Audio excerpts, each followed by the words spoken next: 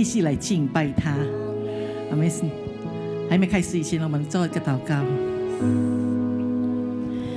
Tuhan kami bersyukur, Tuhan Kau sungguh baik Tuhan. Kami ucap syukur Tuhan Kau sungguh baik, Engkau memberi kami kesempatan boleh datang di dalam baik-Mu Tuhan. Terima kasih Bapa, berikan kepada setiap kami dengan segenap hati Tuhan untuk menyembah-Mu, memuji-Mu. Karena Engkau Allah yang layak disembah, Allah yang layak dipuji Tuhan. Kami ucap syukur punya Allah yang hidup seperti Engkau. Tolong kami Tuhan. Siapkan hati kami Tuhan, biar kami dengan sungguh-sungguh fokus hanya kepadamu. Tolong Tuhan, pimpin kami Roh Kudus, biar pujian penyembahan kami boleh menyenangkan hati-Mu Tuhan. Terima kasih Bapa, di dalam nama Tuhan Yesus kami berdoa mengucap syukur. Amin, haleluya. Kita mau bersorak-sorai bagi Tuhan Yesus, Allah kita yang luar biasa. Amin. Mari kita bangkit berdiri, mau song zan他。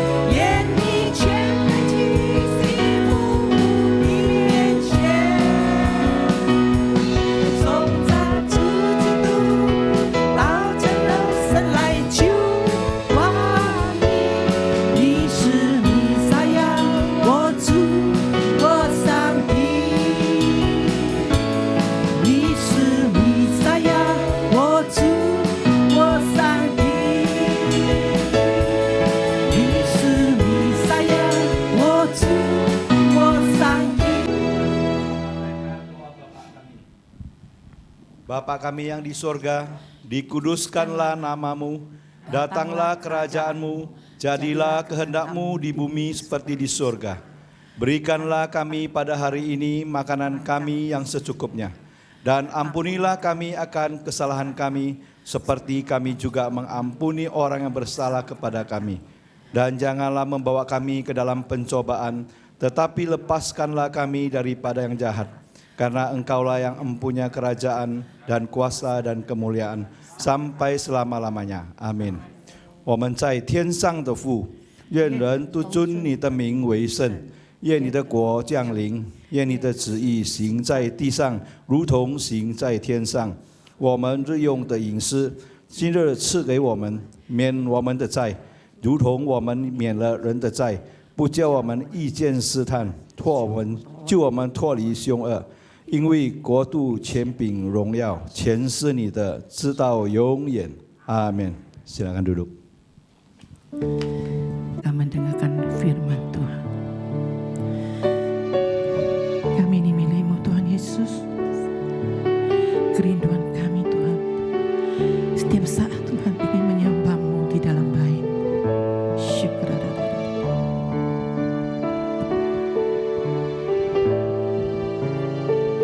我属于你，你是我永远的福分，只想日夜在你殿中献上敬拜，继续在你的荣美，世界一切变暗淡，除你以外，我还能有谁？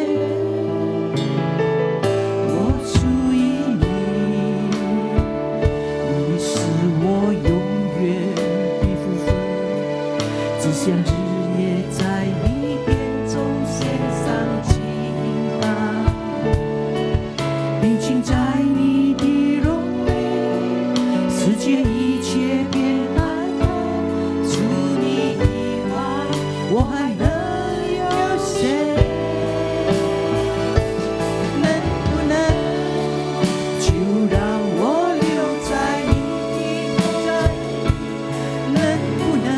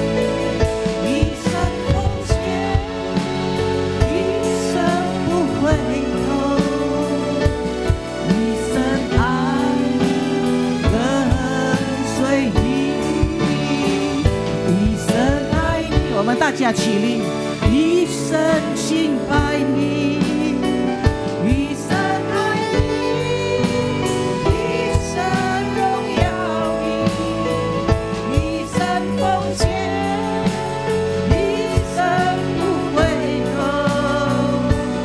一生爱你，跟随你，一生爱你，一生敬拜你，一生爱你，一生荣耀你，一生奉献。Dapat silakan Pak. 一生不回头，一生爱你，跟随你，一生爱你，跟随你，一生爱你，跟随你。 Mari kita satu dalam doa. Bapa di sorga, terima kasih Tuhan yang membangunkan kami pagi hari ini untuk beribadah. Tuhan juga yang sudah hadir di sini dan di rumah-rumah kami masing-masing. Tuhan, terangilah hati kami, terangilah firman-Mu dan berkatilah firman-Mu, supaya setiap kami boleh bertumbuh dan dipenuhi oleh firman-Mu, oleh diri-Mu sendiri Tuhan. Tolonglah hamba-Mu untuk menyampaikan isi hati Tuhan. Dalam nama Yesus kami bersyukur. Amin. Silakan duduk, Bapak Ibu sudah yang dikasih Kristus. Shalom Bapak Ibu. Salam juga Bapak Ibu yang di rumah, yang menonton melalui streaming online. Hari ini saya ingin menyampaikan satu topik yang menjadi isi hati Allah, saudaraku. Alkitab firman Tuhan terdiri dari 39 perjanjian lama kitab dan 27 perjanjian baru, 66 kitab. Jadi kalau kita dengar firman Allah, firman Tuhan yang mana yang menjadi penting? Semuanya penting, doa, menyembah penting, penginjilan penting, misi penting. Tapi apa yang menjadi kerinduan hati Allah, kita mesti tahu Bapak Ibu. Nah karena itu hari ini saya ingin menyampaikan satu yang menjadi hasrat hati Allah. Yaitu tentang kedatangan kerajaan Allah. Saudaraku ini kasih Kristus, kerajaan Allah adalah sesuatu topik yang sangat penting. Ketika Adam diciptakan, saudaraku, Adam diciptakan menurut rupa dan gambar Allah. Untuk apa? Untuk mengekspresikan Allah. Kenapa dia diberikan otoritas atas bumi? Untuk mewakili Allah, memerintah atas bumi, saudaraku. Jadi sejak awal penciptaan manusia, sudah terlihat tujuan Allah dalam dunia ini, saudaraku. Bagaimana dia ingin, saudaraku, melaksanakan pemerintahannya di muka bumi ini. Allah dihormati, disembah di sorga, saudaraku. Malaikat-malaikat menyembahnya. Tapi menjadi pertanyaan, apakah dia disembah, dihormati di muka bumi ini? Inilah menjadi PR kita, saudaraku. Nah karena itu, saudaraku, hari ini saya akan menyampaikan topik tentang kedatangan kerajaan Allah. Saudaraku ini kasih Kristus, saya akan menjawab pertanyaan-pertanyaan ini. Apakah itu kerajaan Allah? Apa tujuan pertobatan? Apakah kerajaan sorga atau sorga? Apa tujuan dari kerajaan Allah itu? Adam yang akhir menjadi roh yang menghidupkan. Bagaimana menang atas pergumulan kita? Nah mudah-mudahan kita punya waktu yang cukup. Kalau nggak nanti ada beberapa yang saya skip, saudaraku. Saudaraku ini kasih Kristus. Apa itu arti kerajaan Allah? Hakim 17 ayat 6 dan 21 ayat 25 katakan, pada zaman itu tidak ada raja di antara orang Israel, setiap orang berbuat apa yang benar menurut pandangannya sendiri. Ayat yang 25 sama juga, saudaraku. Pada zaman itu tidak ada raja di antara orang Israel, setiap orang berbuat apa yang benar menurut pandangannya sendiri. Saudaraku ini kasih Tuhan,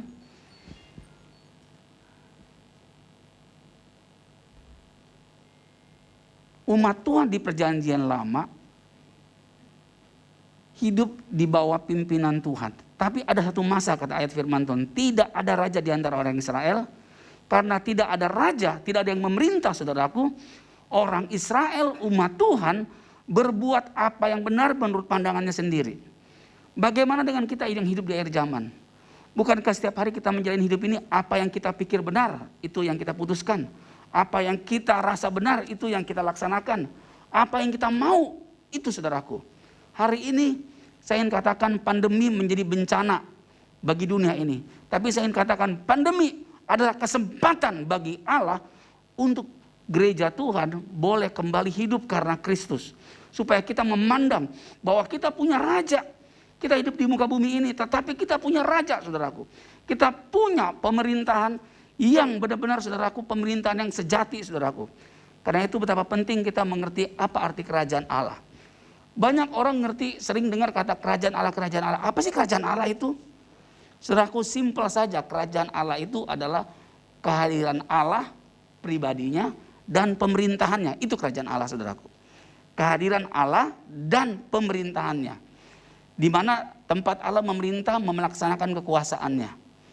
Saudaraku dikasih Tuhan, suatu hari saya bertanya kepada Tuhan, Tuhan, kerajaan Allah itu apa sih? Kok menjadi topik yang kuat sekali dalam beritamu? Tuhan bicara dalam hati saya, dalam saat teduh, kita saat teduh ya selama setiap hari kan.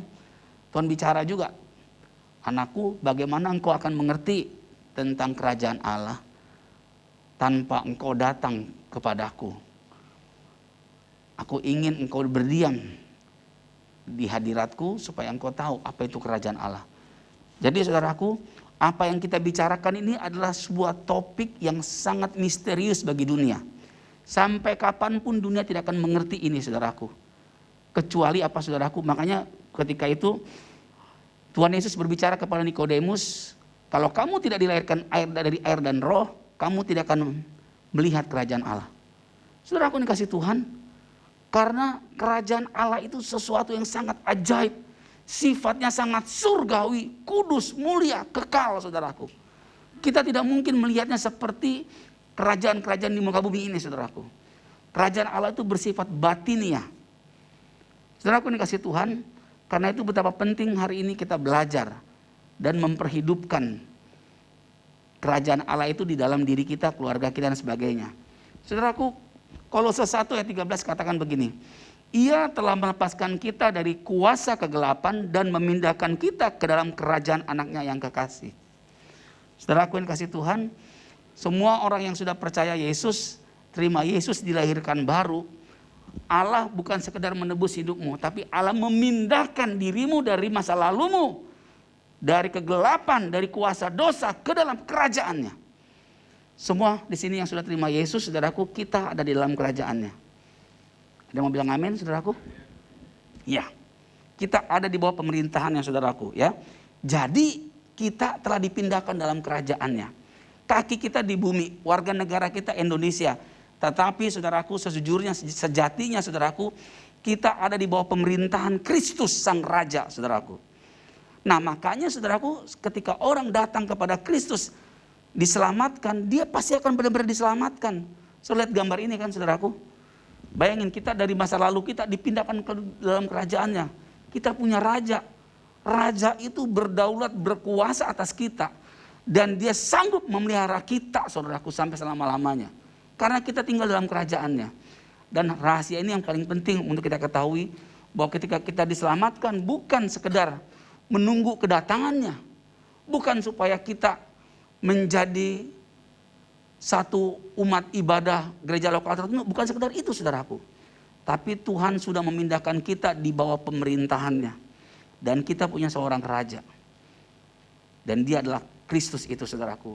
Nah saudaraku, kenapa dia melepaskan kita dari masa lalu, dari dosa, dari kegelapan, dari kutuk dan semuanya itu? Wahyu 1 ayat 6 katakan, dan yang telah membuat kita menjadi suatu kerajaan, menjadi imam-imam bagi Allah Bapanya, bagi dialah kemuliaan dan kuasa sampai selama-lamanya. Amin.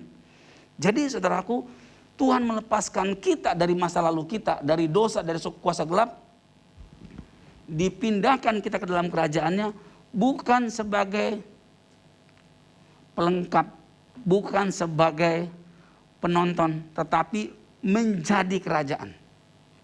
Tuhan menggunakan diri kita, setiap kita disusun oleh Allah menjadi bahan kerajaannya. Jadi kerajaan Allah itu terdiri dari umat orang percaya yang hidup di bawah Kristus, saudaraku, di bawah pemerintahannya. Saudaraku dikasih Tuhan, penting sekali kita memahami, mengerti ini, saudaraku. Kita tidak di dalam kerajaan itu seperti di bawah kerajaan-kerajaan dunia ini, enggak, saudaraku. Jadi makanya adalah sangat aneh sekali orang sudah diselamatkan tetapi dia tidak mau berkomunitas. Sangat aneh, saudaraku.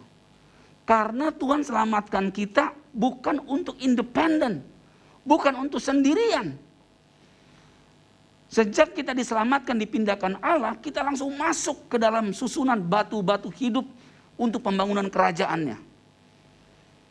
Jadi pertimbangan kembali, saudaraku, yang kita malas beribadah, malas komsel, malas pemuritan, malas kompak, malas ketemu orang-orang percaya. Saya ingin katakan, siapa rajamu?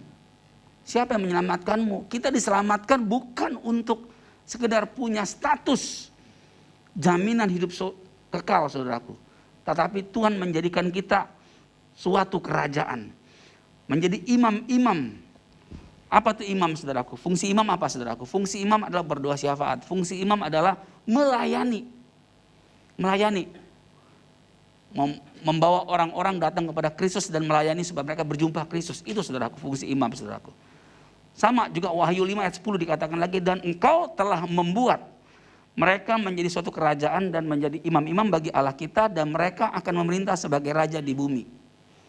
Saudaraku dikasih Tuhan, bagaimana kita akan memerintah sebagai raja di bumi? kita harus ada di bawah pemerintahan Kristus. Tuhan gak ingin kita menjadi raja sendirian yang independen, saudaraku. Tuhan ingin kita menjadi raja bersama Kristus melaksanakan pemerintahannya di muka bumi ini. Nah, saudaraku dikasih Tuhan, inilah tujuan Allah melepaskan kita dari kuasa kegelapan supaya menjadikan kita kerajaannya, saudaraku. Jadi luar biasa sekali tujuan Allah. Sekarang saya akan menjawab pertanyaan Adam yang terakhir menjadi roh yang menghidupkan. 1 Korintus 15 ayat 45, seperti ada tertulis manusia pertama Adam menjadi makhluk hidup, tetapi Adam yang terakhir menjadi roh yang menghidupkan.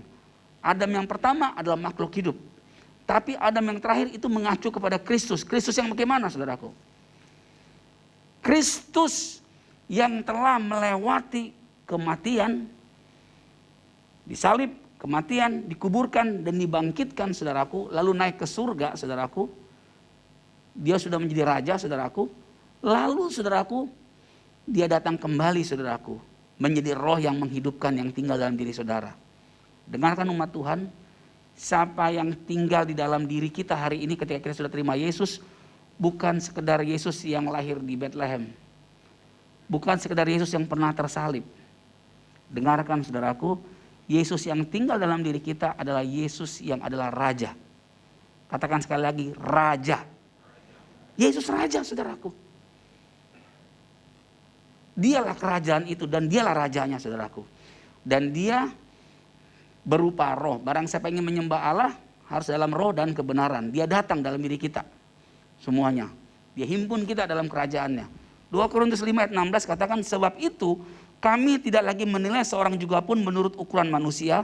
Dan jika kami pernah menilai Kristus menurut ukuran manusia, sekarang kami tidak lagi menilainya demikian. Maka itu dari sekarang kami tidak menilai seorang pun secara daging.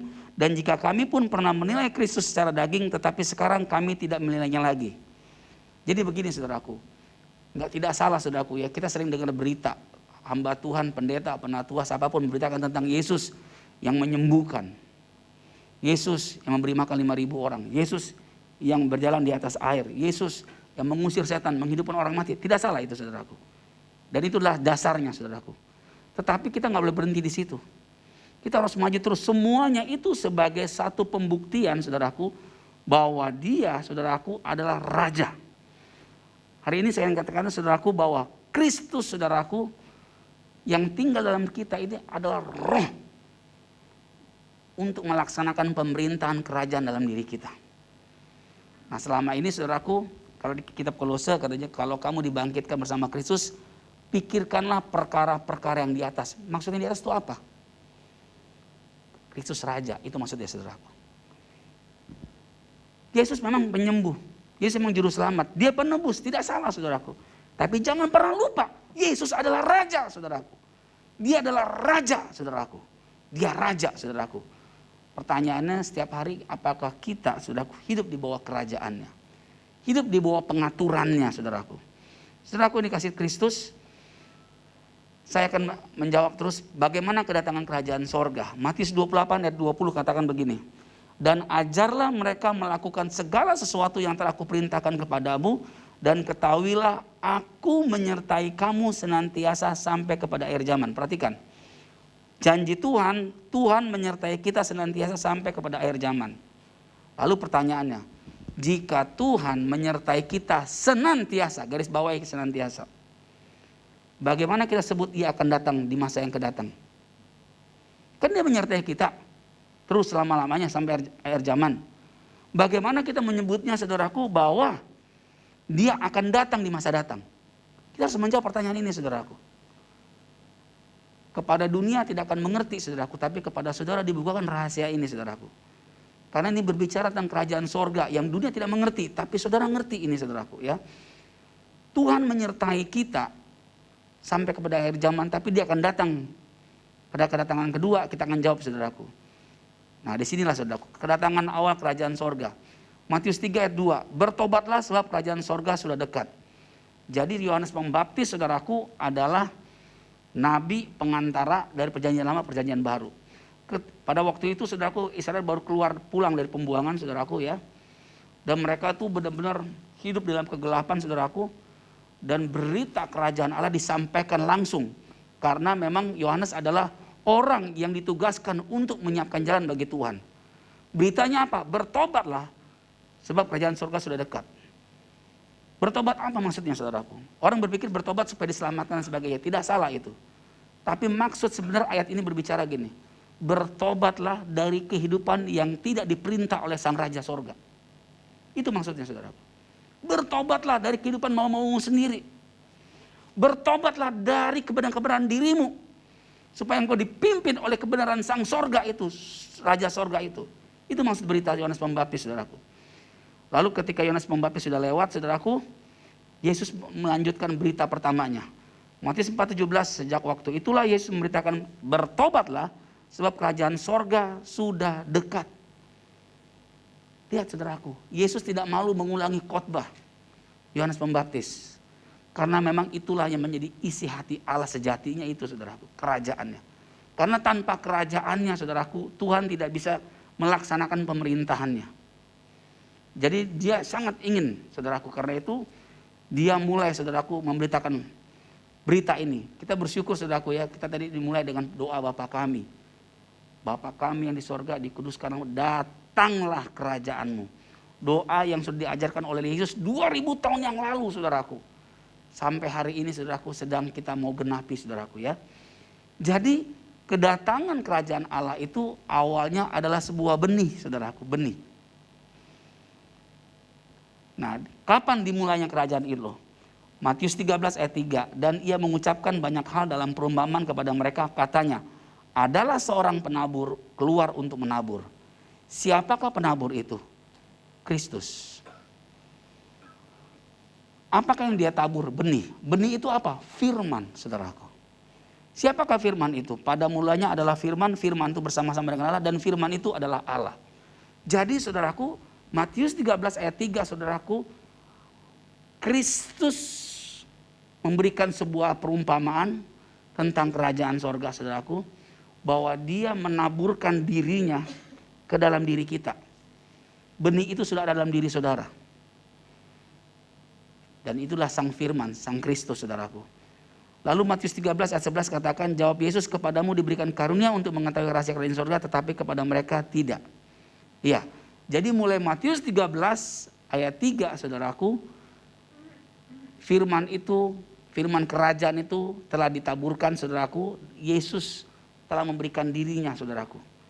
Ya, tapi itu baru berupa benih, ingat, masih benih, saudaraku. Dan itu harus terus bergerak, bertumbuh. Nah, kemudian kita lihat, saudaraku, dalam 1 Korintus 3 ayat 6, aku menanam, Apolos menyiram, tetapi Allah yang memberi pertumbuhan. Allah yang memberi pertumbuhan.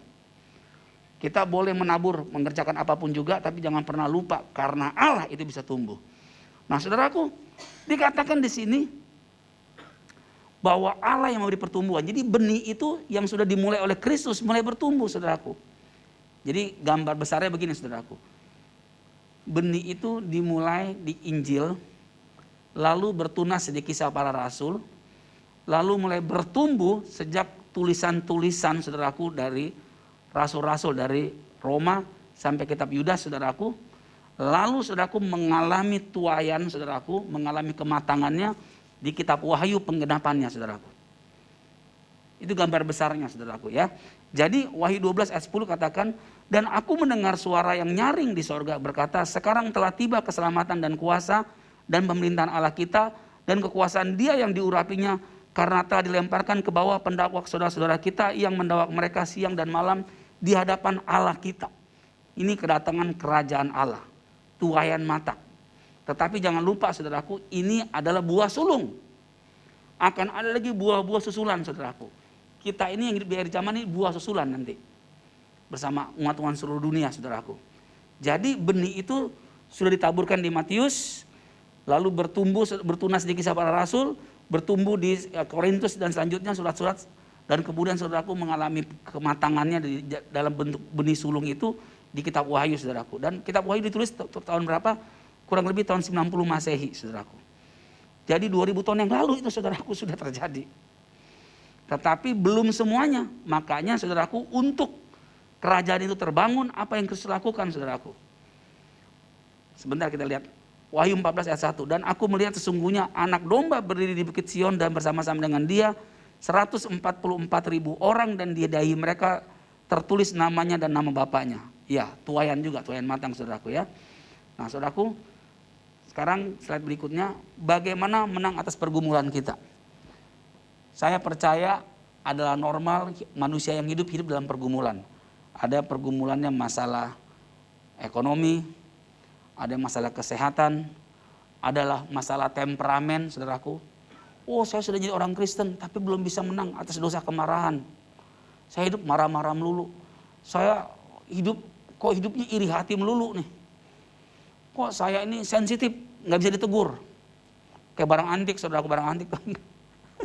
Jadi orang sampai hati-hati jangan sampai melukai. Saudaraku, mungkin ada beberapa orang kesulitan tentang pergumulan hidupnya. Saya ingin katakan, sering kita berdoa begini. Sekarang mulai masuk hal yang praktis saudaraku. Tuhan tolonglah saya supaya bisa menang atas dosa marah-marah. Kita berdoa, Tuhan tolonglah saya punya persoalan masalah keuangan. Kontrakan saya bulan depan saya nggak tahu gimana bayarnya. Anak-anak saya sekolah pergumulan keuangan. Tuhan, yang lain berkata, saya belum dapat kerjaan nih, saya mau kerja. Tapi kerjaan nggak ada nih, bagaimana? Yang lain, nah saudaraku sering kali kita berdoa dengan doa kayak begitu. Tidak salah saya ingin katakan saudaraku ya. Karena memang firman Tuhan dalam Matius 7 katakan mintalah maka diberi, ketuklah pintu akan dibukakan, carilah maka kau mendapat. Tetapi kalau kita setelah mengetahui kebenaran ini, tahukah saudara, Tuhan itu tidak sekedar ingin memberi jawaban saudara sebagai sebuah ketengan, recehan saudaraku. Tuhan ingin blessing anak-anaknya saudaraku dengan berkat anugerah gelondongan. Apa tuh bahasanya tuh? Berkat yang limpah, paket lengkap. Ketika kita bergumul misalnya contoh, Tuhan saya nggak bisa menang dosa kemarahan. Ada langsung bersuara dalam diri kita. Apa yang firmanku katakan tentang marah? Dia akan tanya, Tuhan nggak menghakimi. Dia akan bertanya, apa yang firmanku ajarkan tentang kemarahan itu? Hendaklah engkau cepat untuk mendengar, lambat untuk berkata-kata, dan lambat juga untuk marah. Itu salah satu contoh ayatnya. Oh iya ya. Lalu apa yang kau lakukan dengan firmanku? Sang raja itu bersabda, bersuara saudaraku. Kecil, tapi ada dalam diri kita. Jangan pikir nggak ada. Tapi dunia ini telah merebut perhatian kita dengan banyak pesona dan kemegahannya. Dan penuh dengan kesibukan sampai kita nggak mendengarkan suara itu. Tapi dia tetap setia ada di tahta dalam diri kita. Nah saudaraku, dia akan bertanya. Saudaraku, perhatikan bagaimana Allah menjawab doa kita. Mungkin kita berdoa begini, Tuhan berikan saya hati yang sabar menghadapi istri saya. Mungkin suami pernah berdoa seperti itu ya. Saya lah berdoa begitu, nggak usah jemaat saya aja. Saya pernah berdoa, Tuhan tolong saya bisa menghadapi istri saya. Lalu bagaimana Tuhan menjawabnya? Tuhan menjawabnya langsung dikasih saudaraku, saya bisa hati saya. Tuhan memberi kita kesempatan. Tuhan memberi saya kesempatan untuk mempraktekkan firman-Nya. Karena saya tidak taat kepada firman kerajaan, makanya saya marah-marah sama istri saya. Saya kurang mengasihinya. Karena dasarnya bukan karena benci dia, karena saya tidak mentaati firman kerajaan. Maka sang raja akan bertanya, apa yang kau ingat tentang firmanku? Apa yang kau sudah lakukan dengan firmanku? Ya karena aku gak lakukan firman. Makanya aku marah-marah sama istriku. Gak sabaran dan sebagainya. Mungkin kita berdoa juga, Tuhan tolong saya Tuhan. Saya mau bangun pagi. Mungkin ada beberapa adik kita masalah dengan bangun pagi. Karena bangun pagi itu kayaknya nikmat. Nikmatnya tidur itu adalah ketika mau bangun tidur itu nikmatnya tidur. Itu saya dulu, bukan Bapak Ibu ya, saya. Nikmatnya tidur adalah saat saya mau bangun pagi itu nikmatnya tidur. Saudaraku, saya bersyukur gara-gara pandemi saudaraku, kita ada mesbah pagi. Setiap pagi kita ada jam 5 gitu ya. Saudara tahu, saya ingin katakan, Tuhan Yesus engkau baik Tuhan. Saya tuh puluhan tahun tidur tuh jam 1, setengah 2. Saya puluhan tahun saudaraku. Sekarang gara-gara ada mesbah pagi saudaraku. Saya jam 10, setengah 11, mata saya udah kayak mata kambing, sudah ngantuk, udah suai. Udah mau tidur, mau roboh saudaraku. Kenapa? Karena mesti bangun pagi. Maka saya katakan pandemi itu adalah blessing. Kesempatan yang Tuhan beri untuk saya mempraktekkan firman-Nya. Saudaraku, ternyata orang-orang yang sakit lever itu saudaraku karena bangunnya, karena tidurnya selalu larut malam saudaraku. Oke, ini mimbar bukan berita tentang kesehatan saudaraku, tapi itu berkat-berkat tambahan lah. Kalau kita suka begadang lever kita terganggu saudaraku. Nah, bagaimana menang atas pergumulan kita? Perhatikan saudaraku. Saya sekarang menggunakan contoh perjanjian lama. Di perjanjian lama perhatikan umat Tuhan itu pembelajaran bagi kita di zaman sekarang saudaraku. Ketika bangsa Israel ada di bawah pemerintahan Allah, firman-Nya dilakukan, mereka beribadah sungguh-sungguh kepada Allah.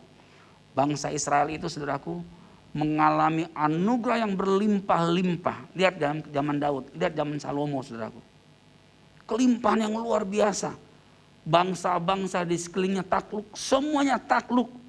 Dari mana saya tahu takluk? Karena ketika Salomo membangun bait Allah, semua bangsa-bangsa datang bawa upeti. Upeti itu bicara apa? Mereka tunduk atas kerajaan yang memerintah Salomo, saudaraku. Tunduk mereka. Memang ada bisnis juga, saudaraku, tapi mereka tunduk sejatinya, saudaraku. Jadi, saudaraku, ketika kerajaan Allah itu memerintah atas bangsa Israel, tunduk bangsa-bangsa. Panen lancar jaya, saudaraku. Haleluya. Bangsa-bangsa tiarap semua, nggak ada yang berani. Tapi ketika bangsa Israel tidak dipimpin oleh Allah, Allah membangkitkan Filistin lah, Amon lah, Moab lah, Bani Seir lah, saudaraku, dari Mesir lah, dari Babel lah, dari mana-mana bangkit. Apakah itu cuma sebuah kisah sejarah, saudaraku? Itu adalah sebuah pembelajaran bakal kita umat Tuhan di perjanjian baru. Kalau kita hidup di bawah tunduk, di bawah kerajaan Allah, saudaraku, musuh-musuh kita tiarap. Musuh-musuh kelemahan karakter, musuh-musuh pesaing-pesaing kita, semua tunduk. Karena sang raja yang memerintah di dalam diri kita, bukan kita. Sang raja. Jadi bagaimana kita menang atas pergumulan kita? Jangan cuma melihat hal-hal kecil yang mengganggu diri kita. Jangan-jangan Allah mengizinkan hal-hal kecil itu untuk menarik perhatian kita, untuk memandang sang raja kita. Bahwa kita punya raja. Slide selanjutnya saudaraku. Matius 28 ayat 18 sampai 20. Nah, ini kerajaan Allah saudaraku ya. Yesus mendekati mereka dan berkata, "Kepadaku telah diberikan segala kuasa di sorga dan di bumi." Sudah loh. Allah telah memberikan saudaraku kepada Yesus kuasa di sorga dan di bumi. Masalahnya pertanyaan, sudahkah kita takluk di bawah pemerintahan sang sorga? Sudahkah kita setiap hari tunduk di bawah pemerintahan Kristus, saudaraku? Hari ini Tuhan memanggil semua saudara jemaat yang dikasihi Kristus, hiduplah di bawah kerajaan Allah. Karena Allah akan menaklukkan semua musuh-musuhmu. Segala musuh sakit penyakit, musuh kelemahan karakter, musuh apapun dia akan taklukkan. Karena dia sang raja yang penuh kekuasaan, penuh kedaulatan. Karena itu pergilah, jadikanlah semua bangsa muridku dan baptislah mereka dalam nama Bapa dan Anak dan Roh Kudus. Dan ajarlah mereka melakukan segala sesuatu yang telah kuperintahkan kepadamu. Dan ketahuilah aku menyertai kamu senantiasa sampai kepada akhir zaman. Jadi saudaraku, sejak kita diselamatkan, perhatikan saudaraku. Tuhan ingin membangun kerajaannya. Yesus sudah raja, telah ditabiskan menjadi raja di sorga dan di bumi oleh Allah ya saudaraku ya. Nah, tetapi kerajaannya belum lengkap, belum penuh. Karena itu dia pergi mengutus saudara dan saya, pergi jadikan semua bangsa muridku. Saudara, untuk menjadi saksi itu Tuhan gak desain kita sendirian. Tuhan ingin kita bersama komunitas. Saya lihat gambar ini saudaraku ya. Jangan sendiri saudaraku. Justru Tuhan itu ingin bekerja, kan firman Tuhan katakan 2-3 orang berkumpul dalam namaku, aku hadir. Ya memang dia hadir ya dalam diri kita, betul. Tapi ini jelas untuk melaksanakan tugas kerajaannya dia mengutus itu berdua-berdua. Karena itu umat Tuhan hari ini jangan kita mau menjadi umat Tuhan yang independen. Yang sendirian saja. Kita harus merasa punya rasa bersalah Oh kok saya sendirian ya? Saya membutuhkan saudara-saudari saya di sekeliling saya. Saya membutuhkan mereka semua. Nah pastikan saudaraku, kalau engkau menjadi orang Kristen sendirian, saya ingin katakan, itu bukan firman kerajaan. Itu adalah engkau telah mempercayai dusta iblis. Iblis telah memperdaya kita dengan menipu kita dengan mengatakan bahwa kita bisa sendirian. Enggak, saudaraku. Kita enggak bisa sendirian. Kita bersama umat Tuhan, bersama tubuh Kristus. Tuhan ingin kita hidup di dalam komunitas. Saudaraku, kita ini bukan ikan cupang. Soal ikan cupang, saudaraku. Ikan cupang itu makhluk soliter, sendirian dia, saudaraku. Kalau berdua kayak mau berantem aja bawaan. Saudaraku yang dikasih Tuhan, kita bukan ikan cupang, saudaraku. Kitalah umat kerajaan yang ditentukan hidup di dalam komunitas. Yang berbahagia adalah kita mendengar, melakukan firman Tuhan. Mari kita berdoa. Tuhan Yesus, terima kasih untuk firman-Mu. Hamba-Mu sangat terbatas dalam pemaparan. Roh Kudus, terangilah hati kami sekali lagi. Biarkan Tuhan, berita kerajaan-Mu terus tumbuh dalam hati kami mulai hari ini dan selanjutnya. Hari ini Tuhan, hamba-Mu berdoa kepada kami yang sedang mengalami pergumulan apapun. Sakit penyakit, pekerjaan, keuangan, atau kelemahan temperamen Tuhan. Hamba-Mu berdoa, biarlah Engkau menarik kami semuanya untuk melihat bagaimana Engkau Sang Raja menantikan kedatangan kami. Firman Tuhan katakan, jangan halangi anak itu datang kepadaku, karena orang-orang seperti itulah pewaris kerajaan sorga. Datanglah kepada Tuhan seperti anak-anak, saudaraku. Pandanglah Kristus, dialah Raja kita. Datang kepada Dia, karena Dia mengerti semua pergumulan, kebutuhan kita. Janjinya, ketahuilah aku menyertai kamu sampai kepada akhir zaman. Tuhan tuh ada. Tuhan hadir dalam diri kita, hadir dalam keluarga kita, hadir juga dalam persoalan kita. Tapi maukah engkau mempercayakan dirimu kepadanya? Dia sudah menjadi Tuhan atas kerajaannya, menjadi Raja atas surga dan bumi. Tapi Dia memanggil kita semua, maukah kita hidup di bawah pemerintahannya? Tuhan Yesus, meteraikanlah firman-Mu dalam hati kami. Biar mulai hari ini Tuhan, kami hidup di bawah pemerintahan Sang Raja. Biar mulai hari ini Tuhan, kami Tuhan bertumbuh dalam kesadaran yang terus menerus tanpa henti. Bahwa Engkaulah Raja dalam hidup kami. Kami kembali persembahkan diri kami, tubuh kami ke hadapan-Mu Tuhan.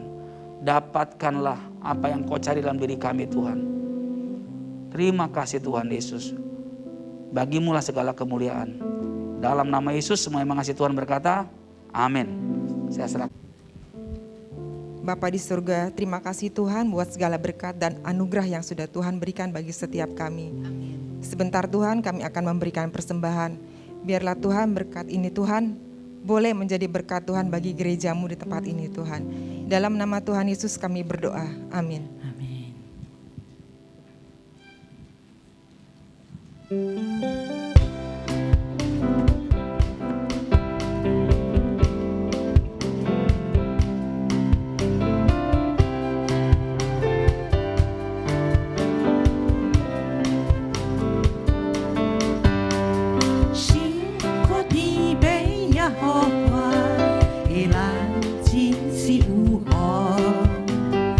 伊的爱是何等的深，伊的恩典是何等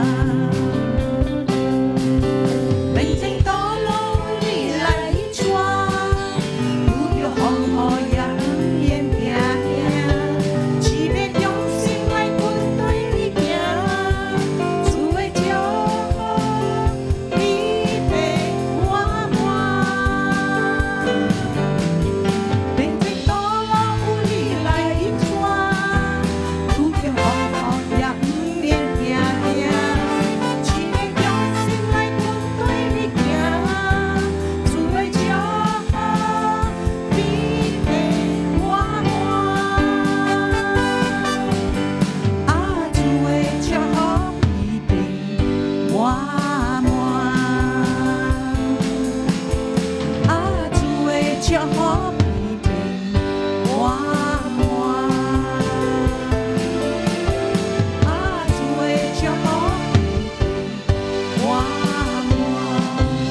谢大家的奉献，愿神祝福你们。Kita persilakan penutua. Pak Darwin hari ini bisa menyampaikan firman Tuhan. Saya yakin kita semua diberkati. Memang sungguh ya Tuhan sudah kasih kita berkat yang begitu luar biasa. Dan mengingatkan tadi Santoso juga bahwa doa Bapak kami itu saudara setiap kali kalau baca kayak begitu, saudara simak dalam-dalam artinya. Jadi bukan hanya sekedar hafal aja begitu ya, tapi you simak, itu dalam sekali. Kalau itu dikatakan Bapa kami yang di surga, dikuduskanlah namamu. Ya, kita itu benar-benar harus menguduskan nama Tuhan. Jadi jangan sembarangan panggil-panggil nama Tuhan begitu ya. Terus datanglah kerajaanmu. Waktu kita bicarakan datanglah kerajaanmu, kita yang minta kan ya. Datanglah kerajaanmu, jadilah kehendakmu di bumi. Di bumi itu di mana? Terutama di kita dulu saudara. Kita maunya itu kan, di bumi seperti di sorga. Ini satu doa yang luar biasa yang bukan sembarangan orang bisa baca doa ini. Ya, tidak semua orang. Saya dulu nggak ngerti doa ini. Kemudian sudah di dalam Tuhan baru tahu doa ini. Jadilah kehendakmu di bumi seperti di sorga. Saudara kalau mau hidup berkemenangan, hidup diberkati Tuhan, gampang sekali saudara. Gampang. Apa itu? Lakukan firman Tuhan. Jadi kalau you nggak lakukan firman Tuhan, memang you nggak mau diberkati, jangan salahkan Tuhan. Saya ulangin. Mau diberkati Tuhan gampang sekali. Masa sih? Caranya gimana? Lakukan firman Tuhan. Sudah pasti diberkati. Amin. Cari di mana? Baca Hong Sui, pakai itu ahli nujum, gak usah saudara. Saya pernah beli satu alat. Ya. Alat itu saya beli di Amerika. You kalau beli sesuatu itu selalu dikasih cara memakainya kan? Betul nggak? Saya nggak baca, kepo, anggap aja biasa, tak colok aja, meletus dia. Amerika 110 volt, Indonesia 220 volt. Jadi saya udah nggak baca, sok pinter kan namanya kan, ada colokan, colok aja begitu. Hancur. Jadi saudara dan saya diciptakan oleh Tuhan. Dia kasih satu manual owner's book. Artinya cara memakainya gimana, betul nggak? Jadi kita ada bukunya tadi itu yang Alkitab dikutip-kutip gitu. Semuanya ada, cuman kita kadang-kadang nggak mau baca, satu. Kemudian nggak mau ngikutin. Kayaknya ini bukan untuk saya deh, untuk dia deh. Padahal firman Tuhan tuh untuk semuanya, untuk kita. Ini nggak cocok nih, hari ini yang tadi dia ngomongin sama Pak Darwin, mesti, aduh itu orang nggak datang lagi, mestinya untuk dia tuh. Jadi kita selalu menjadi hakim tau gak saudara? Ya, jadi hari ini gampang sekali mau diberkati Tuhan, semua mau? Mau. Caranya gimana? Lakukan firman Tuhan, udah. Jadi kita pasti enjoy the life. Masa sih Tuhan mau ciptakan kamu untuk hidupnya susah? Gak mungkin kan? Betul gak?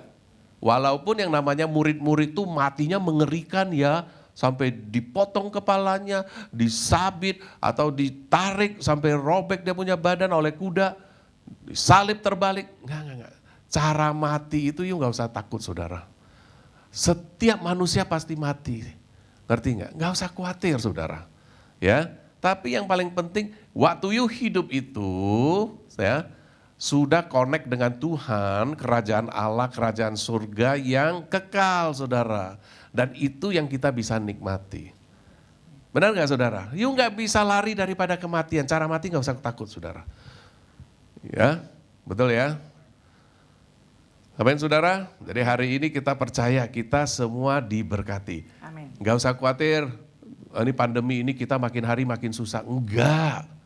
Tuhan izinkan ini terjadi pasti untuk kebaikan saudara dan saya. Bingung yuk dengar kayak gitu. Kok bisa sih? Udah datang penyakit kok bisa Saya nggak tahu, tapi saya percaya bahwa Allah turut bekerja. Taunya dari mana? Taunya dari firman Tuhan. Allah turut bekerja dalam segala hal. Bagus dan tidak bagus. Untuk mendatangkan apa? Kebaikan. Saya dengar kesaksian orang, ayo saya selama pandemi ini saya diberkati. Barusan saya dengar lagi kan, yang tidurnya jam 1:30 sekarang menjadi jam 10. Itu diberkati. Gimana cara robanya dia? Ya pakai pandemi. Tapi kan aneh gitu. Memang itu nyata. Dan pandemi kapan habis? Nggak tahu. Dulu ada Spanish flu 100 tahun yang lalu, ya dunia mati 50 juta jiwa, ya tapi tiba-tiba nggak ada begitu aja. Dulu Hong Kong juga sama, ada SARS, tiba-tiba nggak ada. Nah ini kayaknya sudah hampir habis ya. Saya juga nggak ngerti begitu. Nah sekarang negara lain yang makin besar begitu, kita nggak tahu saudara. Oke, tapi protokol kesehatan tetap jaga kayak begitu. Amin saudara, ya. Puji Tuhan lah, kita hari ini sudah diberkati Tuhan dan memang kebaktian gak boleh lewat 1 jam. Ya, saya undang kita semua bangkit berdiri.